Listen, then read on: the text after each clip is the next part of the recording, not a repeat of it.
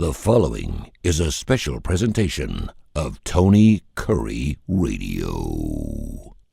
Keep your mission on your mind and your mind on your mission. This is Mission Minded with Michael Coleman. Welcome back to another Mission Minded. Keep your mind, your mission on your mind. He is Michael Coleman. There is only one guy. There's only one guy that I can have major surgery the day before. And then I go, you know what? Screw it. We're going to go do a show tomorrow. I got to talk to you. You got to be on my brain. I've got to get smart. We got to talk about the economy. We got to talk about non-for-profits. We got to talk about whatever you want to talk, and mental health, because that's certainly something I can speak long and arduous about. But Michael Coleman, the Heart of Alabama Food Bank, he's the CEO. He joins us right here from Mission Minded. Then, of course, Bite by Bite's going to be coming up here next. Michael, how are you? Merry Christmas to you again, my friend. This will be the last taping we do before the big guy's birthday next week. Yep. It's always good. It's a good time to be focused on family and your priorities, and certainly faith is a key priority for you and me both, and probably for a lot of our audience. And so it's a good time to focus on those things. And it's really amazing how I'm living life on life's terms and living His will. And He's in the back of the boat. He's my rudder. I'm just sticking my hands under the boat and just putting my hands up and say, I'm going wherever you're taking me.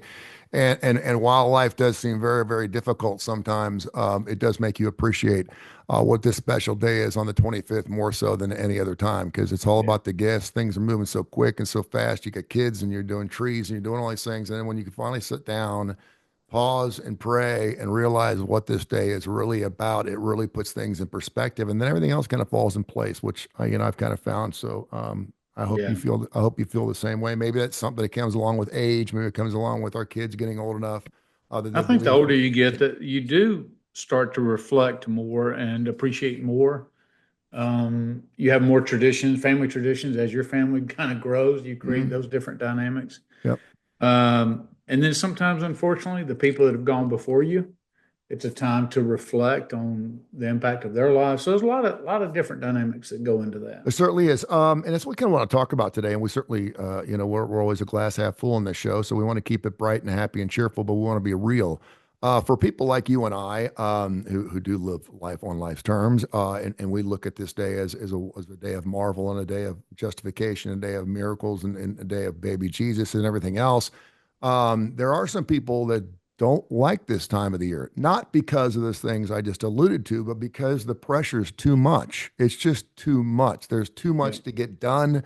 If you're like me, I've got things that I've waited all year to do, like cleaning up my garage. And all of a sudden I'm starting to think, okay, January 1st, I want to start the year off fresh. I want to get this done. I want to get that done. Then you throw in New Year's resolutions on top of that, and you just add so much pressure to your schedule. It's hard to relax. And so that's why you have some people that get this incredible high and just are flying through it and just loving every bit of it. But there's so many people like the rest of us that are just happy to see it end, just because we could take a deep breath.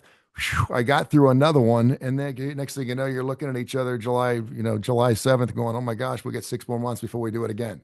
When you are the CEO, you're the father, you're the parent of a lot of employees. How many employees do you have work there at the Heart of Alabama Food Bank? About 50 on any given day. So on any given day, you probably have one of those 50 walk up to you and maybe have maybe not so much an internal problem there with the Heart of Alabama Food Bank, but also maybe with some personal issues around this time of the year. As a man who's been a boss for a long period of time, you see this around this time of the year a lot more, don't you? Yeah, and I will tell you, it's very common when to see an employee that may be down, or another employee who's a friend of an employee. So I may not see that employee, but word gets back that, hey, so and so lost their father, and it's really affecting them this time of year, or they lost them. Like the death of my father is December 17th, so a week before Christmas.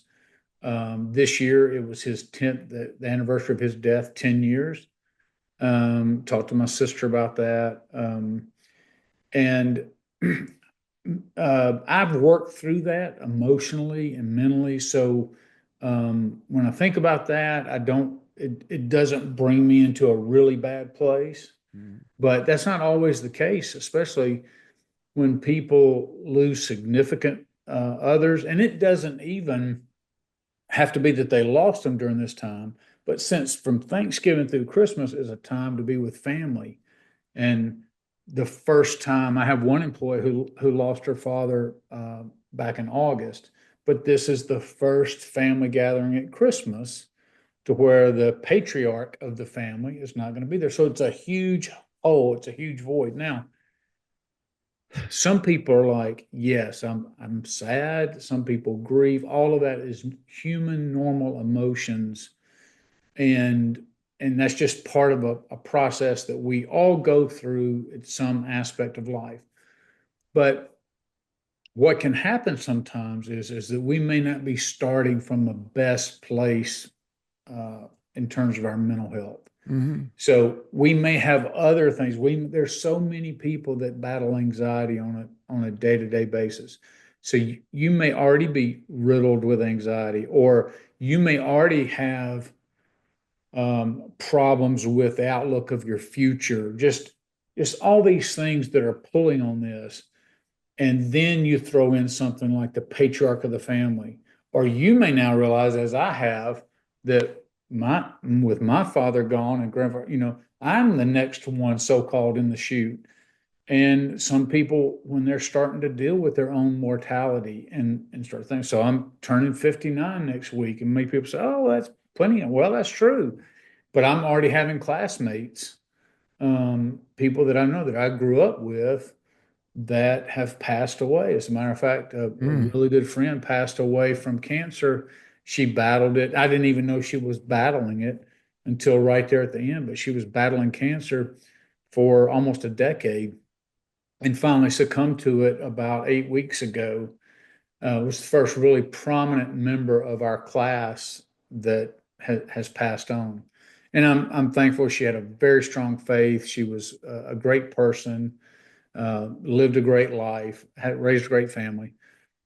But I'm just saying all of that happens during this time. And if you think about this, a lot of people end up being alone during this time because, businesses kind of shut, depending on your business, but school systems shut down for 2 or 3 weeks. We try to work less, take more days off, be more flexible, give more people time off, end early, things like that. Well, lots of times a job can be a lifeline. Like, it gives you purpose. It gives you get up and you go to work and you're with friends and you're with people who care about you. And people are like, oh, I just can't wait for 2 weeks off of, like teachers away from the kids.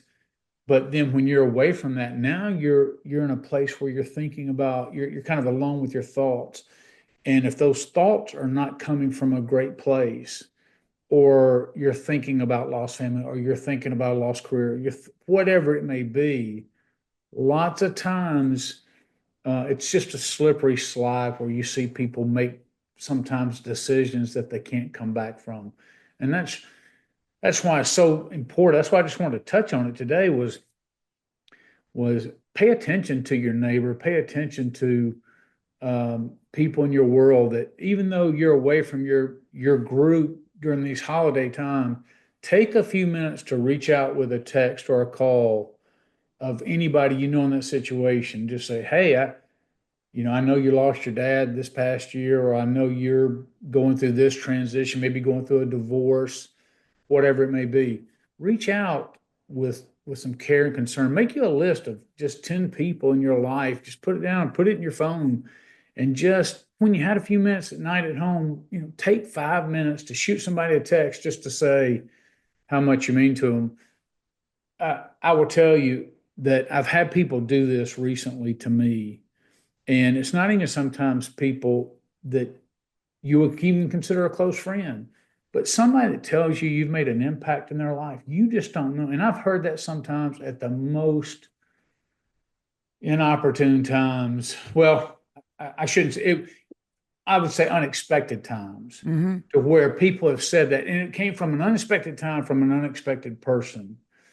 But I really needed that kind of encouragement, and it really can just boost someone's frame of mind. So it's just a tough time of the year for a lot of people. It's just really important we think about our community. those who may be struggling, take the time to reach out to them, because you never know what difference you'll make in their life, and ultimately in their decision making as to what they're struggling with, and what they may do as a result of it. No, you've touched on a lot of things here, and I've been writing stuff down as you've talked because you've unloaded a lot of things. It's funny because as we have lost young people in my life, and I've lost several to cancer, but I've also lost some just because it was going to happen. I mean, we knew it was going to happen. We saw it. Yeah. And it's unfortunate, but then, just like that, my surgeon yesterday, I don't know why he told me, but my surgeon's 69 years old yesterday. And so whenever I see someone maybe younger than me leaving, I'm also looking at people that are much older than I am. I'm 58, and I'm thinking to myself, wow, this guy's still doing surgery, doing great work, and that Yeah. gives me hope to know that I could Yeah. still live my life, and listen, when God's ready to take you, He's going to take you. So you just, like you said, we got to live life on life's terms.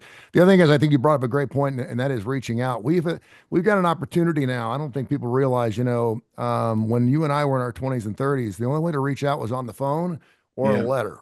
Yeah. We weren't going to reach out on a letter because it took too much time, and I'm not going to call my school teacher. I mean, we didn't Right. call, you know what I mean? I mean, Right. I didn't think to call my neighbor and say, listen, I'm thinking about you. I mean, we just Yeah. didn't do it. I mean, Right. the phone was more of a necessity than something that you just used. And now with texting, we got emails, we got Instagrams, we got Facebook search, we got all these different ways to reach out to all these different people. And it doesn't take just a few seconds to say, hey, listen, I haven't spoken. And there's people that you weren't expecting it from. It means more because you're not expecting it. That's right. That's a beautiful thing. And it may be because they're having a hell of a great day. Maybe it's That's some right. some days when I'm having a good day, I just want to reach out to everybody, not let them know how I'm doing, but say, how you doing? Because I feel like I'm on top of the world. And it works, yeah, the reverse too. When you're down in the dumps and you like to, misery loves company. Yeah. But yeah, it's super important to reach out to people like that and let them know that you're thinking about them. I have a list of, and you're certainly on that list. I have a list of individuals that are around major holidays, Christmases, Easter's, birthdays, whatever, blah, blah, blah. When's your birthday, by the way? January 6th. January 6th. Now it's now become infamous since the January 6th. Nice. There's going to be a storming of Michael Coleman's house on January 6th. That's right. No, so it's just They super will find important. much less resistance than Yeah. than they did at the Capitol. I just think it's really, really bizarre and important to remember that in this world, when we seem like we're more isolated than we've ever been, that we have a better chance of not being isolated more than we've ever been. Isn't that weird? I mean, Yeah, we should really. be, That whole dynamic. we don't touch We each think we're all other. connected with social media, but just because somebody's on social It media doesn't mean anything. I mean, doesn't mean it's anything. not for real. I mean, hell, when you go on dates, you're texting her from across the table. I mean, it's unfortunate, and I really miss that. And because of that, and then sprinkle a little COVID or a lot of COVID. We weren't allowed to touch each other. We had to stay 6 feet away from each other. We had to see our grandmas through plate glass windows. I mean, it's just, and I'm still at the point now where some people won't handshake anymore. I'm in Yeah. church. And I tip my hand out. And if I stick my hand out, they stick their fist out. I know they're uncomfortable, but they weren't like that before COVID. They were Yeah. huggers. How we used to hug in church. We hugged Yeah. people we didn't even know in church. Yeah. And now I just turn around, and some people actually like to and it's okay if they're older. Maybe they learn something and they'll sit in the back of church and they'll just wave. I guess as long as they're waving to you, doing the sign of peace, that's better than nothing. But You make a great point about human touch. So I will tell you something. My mother, I spoke at her funeral, and she passed away on Mother's Day 6 years ago. But one of the things that my mother taught me was she was such a loving, affectionate person. She would come to the nursing home, and she would make sure that everybody she talked to, she held their hand, rubbed their arm, gave them a hug, no matter what kind of shape they were in, because she was teaching me about the importance of human contact and human touch. And that's something else to remember. If I know everybody's not a hugger, because of my parents, I learned to be very affectionate. It's just a part of who I am. So I'm naturally affectionate. me too. But I get the whole dynamic of people who are not, it makes them uncomfortable. But if you are, and you have an elderly neighbor, or especially somebody who's living by themselves, or you're going to go visit somebody, I mean, it's just one more thing to be aware of. If you have an opportunity to just hold somebody's hand, love their hand, express love in a physical way to somebody, boy, that can make, I mean, it can really just change their whole mindset, even if it's Touching, just for a brief period of time. touching is one of our five major senses. I mean, I've watched enough alone shows to know that alone, you're going to find food, you're going to make a fire, you're going to figure things out. That's not going to be the killer. The killer, the reason 99% of people don't make it on that show is because they're alone. That's why it's Yeah. called alone. They strive and they want to be able to touch somebody, reach somebody, particularly those. And if you look at these shows where these people, they go out in the woods for 3 or 4 months at a time, they're fine. I mean, they've acclimated Yeah. themselves to that type of life. And I don't know what their personal life is. Maybe they're married, maybe they're not. Maybe they're just used to that kind of stuff. But if you're around someone that has takes pictures of their family with them, they're going to be one of the first ones out. Because Yeah. they can't handle it. And good for them. No, and I think something else that you bring up older age too is. We just think because and I got a gentleman that lives 2 houses down. His wife has had dementia for about 3 years. She just passed away about 3 weeks ago. His name's John. And I said, what are you going to do with the house? And he's like, I'm going to stay. Well, the next day he had it on the market and he decided he needed to move into a home. He's like, I can't live in this house by myself. As much of it was a pain, and as happy as I am to see her finally go meet her maker, because I know that she's happy now. And Yeah. it was really hard to take care of her. She never did. She'd walk around the neighborhood naked. She didn't know where she was at. It was, I mean, he didn't have the Yeah. $7,000-8,000 to put her in her home because she didn't know how long she was going to last. And so that part of him is a reliever. But he's like, I got to be around other people. I can't. And my next door neighbor's kind of aloof, and I'm over here. Hey, time you need anything, but I don't know of John well enough. We've never had a Yeah, sure. together, so he wants to It's be a in a common, it's a he wants to be common in a yeah, refrain. yeah. Yeah. So I think that's a great point. And if we didn't learn that through COVID, man, we lost a Yeah. lot of older people that quite frankly, I think just lost the will to live. I firmly believe that some people, and my father's is an example of this. You can eke out another couple of months, couple of years if you want it. If you have something on your chest and need to get it off, I saw it with my grandfather and I saw it with my father, and something needed to happen before they left.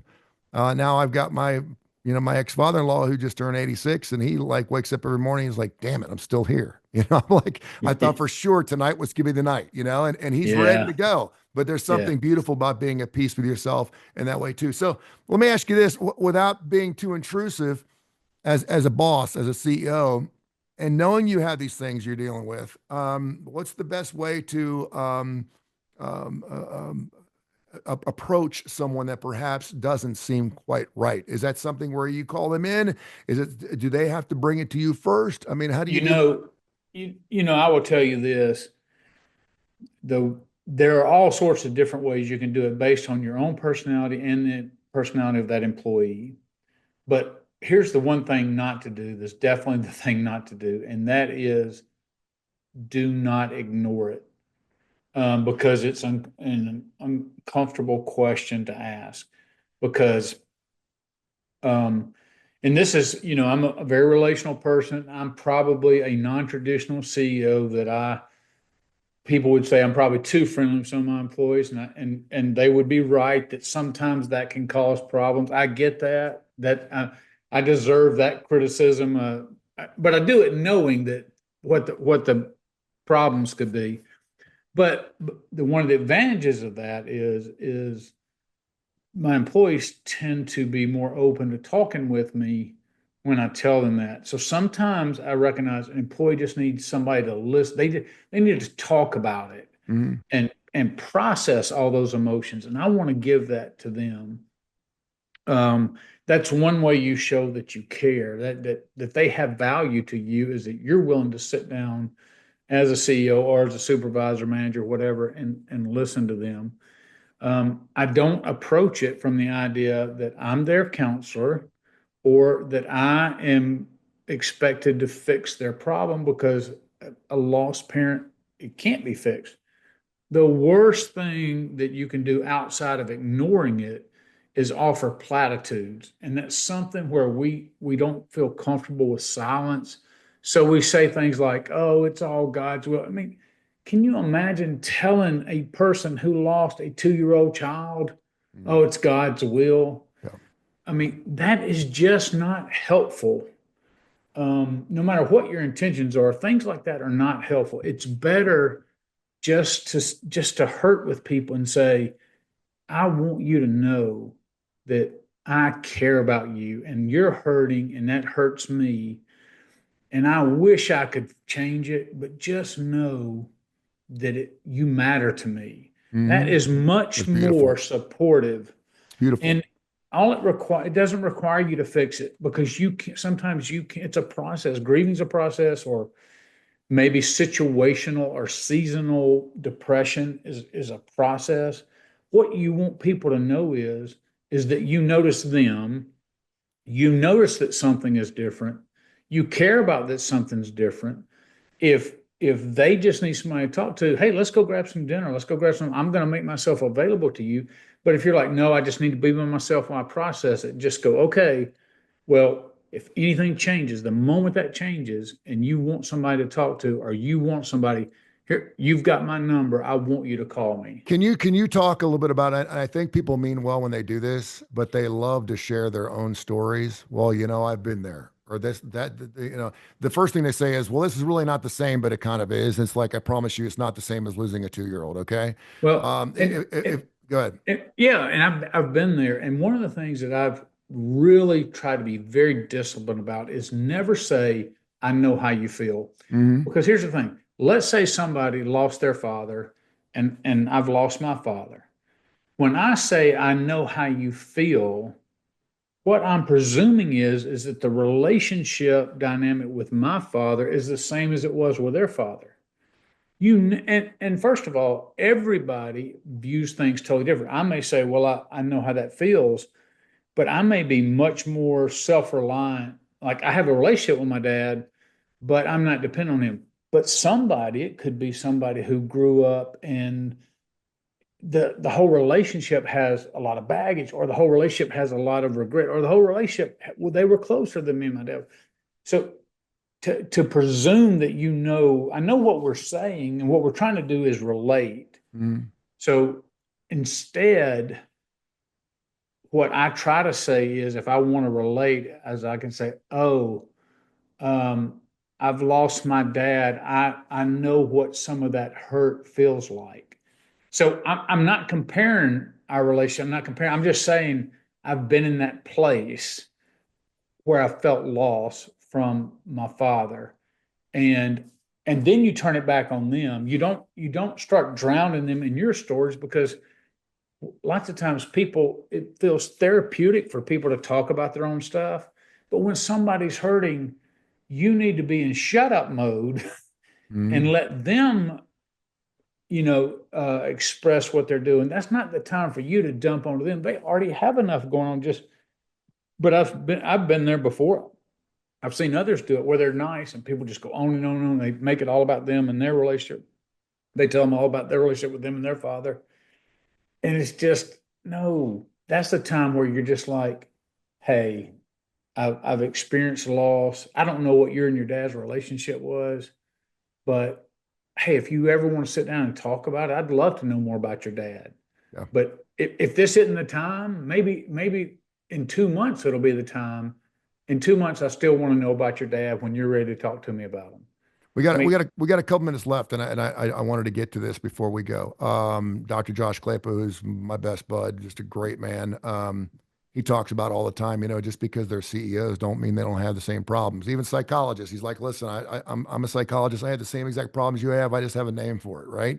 yeah, Can you talk a little bit about what it's like then from a CEO standpoint, that is not only responsible in a way to take on a lot of this extra stuff because you are looked upon as a mentor and as an older individual, maybe even a yeah, father figure in yeah, some yeah. ways, but then where do you go to get respite? Where do you go to find your peace? Yeah, well, it's interesting. So I will use something that happened just this morning. So I'm in charge this year. I'm the incoming president of my Rotary Club. So I'm in charge of getting all the speakers for this year. And so we brought in somebody that talked about veteran suicide. And it wasn't just the fact that veteran suicides are 30% higher than the normal rate. but it was a specific legislation that was trying to help safeguard some things. So it wasn't just about that, because it's a very sad and depressing topic. But I asked that same question of that man because that's his specialty. And I'm like, where do you go to get your, and he was just like me, is that you have to have circles of friends or outlets, whether it be a hobby. And he said, I go out to the woods all the time and I hunt. And I'm like, yeah, I'm not a hunter, but I get it. You get that solitude, you get that rest from it. He said, I don't answer my phone. He was just telling me all the things that he does. Well, I process everything in life, even tragedy, through humor. Now, it can be very upsetting when I'm trying to process something about somebody's death and I'm making a joke about it, but that's how I do it. So I surround myself with people who will joke about anything. And it's not that we're making light of it. It's not that we're making fun of it, but I could sit here for me, I would rather laugh about things and release my stress through laughter than just sit there in my grief and in my sadness. So, but I have to recognize where that is. And so I have to pick my spots, but I built a network of people that I can do that with, that get my sense of humor, as dark and twisted as it is. You have a safe place here, my friend. But I threw a doozy at one. You threw a doozy at you this morning too. So I was like, yeah, God, that's exactly what I have to do. You have to watch after, because the tendency would be to then me turn around because an employee or manager dumped something on me, would be to turn around and just dump stuff back on them. Yeah. And it does, when you get into a business dynamic, that doesn't go away just because you're friend. I consider a lot of my staff friends. I consider them, more than just employees, but it can be a mistake to dump things on people, because then they're taking on that burden and they may not be in a place to be able to handle additional burden in their life. And so I don't want to presume that. So it's good to understand, hey, either I have a counselor, I have a pastor, or I just have friends that are in mentally good places that can absorb what I'm dumping on them. Because the last thing in the world is I want my burden to add to somebody else's burden that they're already struggling with and make their life tougher. Michael, no, I'm always here for you. And I know you are, brother. I know you're here for me too. And that's a nice thing to know. Well, we do a show together every single week. And that's one of the reasons I get an hour of therapy with doctors every single week. And I get therapy with you, who you're better than a lot of doctors I talk with too. I got news for you. God bless you, my friend. The next show we're doing is Bite by Bite. It's a show exclusive to Feeding America, and of course to the Heart of Alabama Food Bank. We'll get into that. If you got any ideas, we didn't even get to our emails today. We'll get to those. info@TonyCurryRadio.net. info@TonyCurryRadio.net. Your emails mean a lot to us, so make sure you continue to pepper us with all kinds of things about business, about startups, whatever, non-for-profits. We'll take care of it. And Bite by Bite is up next right here. Merry Christmas.